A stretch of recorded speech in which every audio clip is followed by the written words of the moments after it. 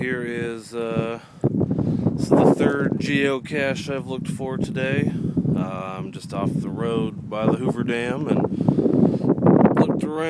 looked around, couldn't find the thing, and then boom, there it is. So let's see what we got inside.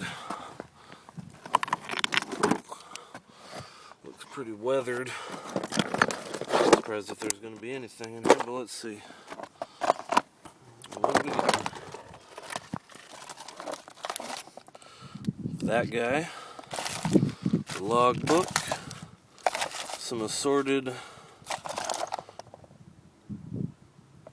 items. So here's one thing I'm going to take. I'm going to take the Texas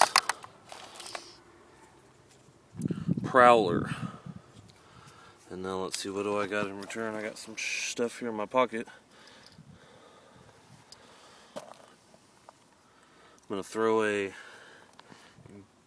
garthguy.com guitar pick in there. Good luck to you, Garth Guy.